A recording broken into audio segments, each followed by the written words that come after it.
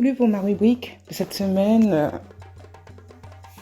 l'intituler La place des grands hommes, car il s'agit de célébrer, je dis bien célébrer et pas de faire mémoire, mais célébrer un homme petit par la taille, mais dans la grandeur, l'immense grandeur éternelle, aujourd'hui a contribué à construire la dynamique d'un changement dans son pays, l'Afrique du Sud, en proie aux plus grands échecs de l'humanité, celui de l'apartheid. Et ce rendez-vous sous cette place des grands hommes, ces faiseurs de liberté, est incarné par ce monsieur, mais banal d'aspect, mais tellement grand, par l'idéal de cette nation arc-en-ciel qu'il a voulu et pour laquelle il s'est battu en dépit de toutes ses oppositions, en dépit de toutes ses contestations, en dépit de toute critique. Monsieur Desmond Tutu, celui qu'on surnommait The Ark. Et pourquoi il faut célébrer? Car c'est un homme qui doit nous interpeller aujourd'hui sur les défis de notre société. C'est un homme qui est une source d'inspiration. C'est un homme qui a cru au changement. Mais non seulement il l'a cru, il l'a voulu, il l'a incarné lui-même en étant ce modèle de changement par la grandeur de chacune des actions posées au nom de cette liberté à laquelle il aspirait, au nom de cette égalité qu'il estimait être comme principe fondamental de toute société, au nom de ce respect strict et élogieux du droit à disposer de ses droits, également à chacun, pour chacun, qu'il soit noir ou blanc. Alors il a montré que si l'on veut le changement, si on souhaite le changement, si on aspire au changement, alors déjà, immédiatement, nous devons le porter en nous, nous devons l'incarner et être le changement. Le roi Louis XVI, dont on connaît la triste fin, avait dit qu'un souverain ne saurait rien faire de plus utile que d'inspirer à cette nation, à sa nation, une grande idée d'elle-même. Et Desmond Tutu, par les combats qu'il a menés jusqu'au bout du bout, par les engagements qu'il a pris, a interpellé tout un chacun en Afrique du Sud, d'abord, puis dans le monde entier, ensuite, par le rayonnement lumineux et révolutionnaire de sa conviction. Le rayonnement lumineux et révolutionnaire est tellement concret de ses idées, mieux, de ses convictions. Il a donné, il a montré à chaque individu cette voie pour pouvoir posséder cette grande idée que chaque personne, que chacun doit avoir de lui-même.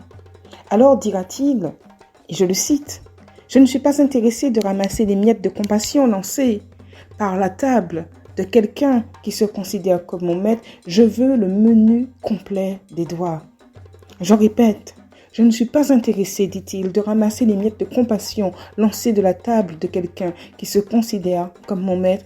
Je veux, dit Desmond Tutu, le menu complet des doigts. Et en cela, il l'a incarné en menant une lutte acharnée contre le régime de l'apartheid, lutte qui fut d'ailleurs, comme vous le savez, récompensée en 1984 par le prix Nobel de la paix. Il était appelé et restera dans l'histoire comme tel, comme étant ce sans-voix, cette voix des sans-voix, parce qu'il jamais il ne cessa de prendre la parole pour défendre les plus faibles. Jamais il se tut devant la corruption, devant le commerce des armes, devant le réchauffement climatique. Jamais cet ancien instituteur devenu prêtre, puis archevêque, n'a cessé de lutter pour la dignité humaine, le pardon et la réconciliation. Et vous savez, ce n'est pas à vous non plus que j'apprends qu'il organisa des marches pacifiques contre la ségrégation raciale. Il plaida pour des sanctions internationales contre le régime blanc de Pretoria. Et à l'avènement de la démocratie 10 ans plus tard, après l'apartheid, c'est lui qui donna à l'Afrique du Sud le surnom de nation arc-en-ciel. Il va présider cette commission vérité et réconciliation qui, espère-t-il, doit permettre au pays de tourner la haine raciale, la page de la haine raciale. Et il dira encore, je marche sur des nuages. C'est un sentiment incroyable, comme de tomber amoureux, confie-t-il. Nous, Sud-Africains, nous allons devenir le peuple arc-en-ciel du monde. Il ne s'agissait pas pour lui d'opposer blanc contre noir.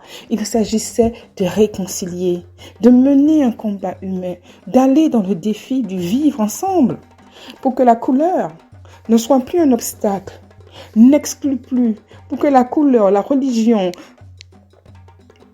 la sexualité, l'orientation et le genre ne soient plus un obstacle à cet idéal du vivre ensemble. Cet idéal du vivre ensemble. Et c'est pour cela qu'aucun dérapage, aucun abus, aucune atteinte aux droits humains n'échappait à son courroux. Sa vie durant,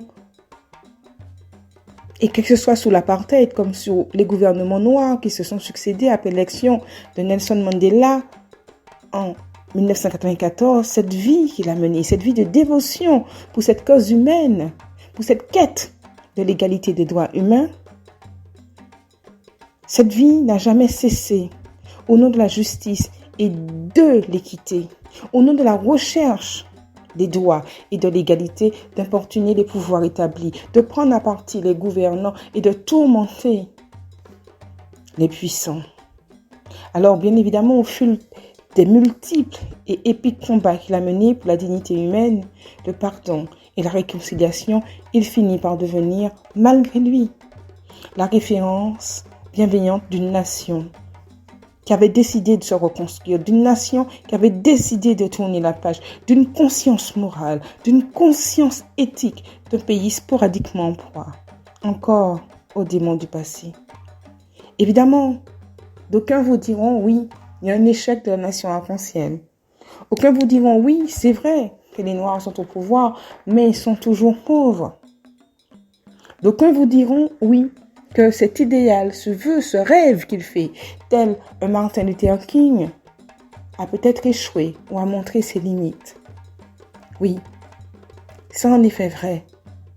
Mais célébrons-le d'avoir semé ces pétales, ces grains féconds d'une telle vie, d'une telle richesse, d'une telle identité. Célébrons-le d'avoir mené son combat dont nous pouvons nous-mêmes, dans nos sociétés, nous reconnaître.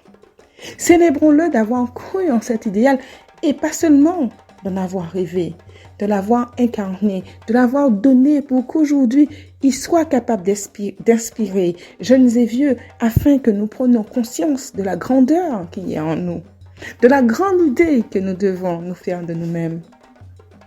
J'ai appelé cette rubrique la place des grands hommes. Oui, Desmond Tutu, de son vivant et encore plus par sa mort.